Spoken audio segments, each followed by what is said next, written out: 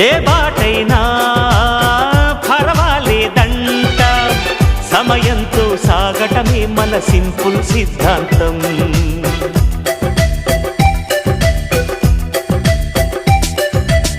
చిరుగాలికి పరిమళమిచ్చే సిరిమల్లెల వనమై ఉందాం, గగనాన్ని నేలను కలిపే హరివిల్లుల వంతెన అవుదాం.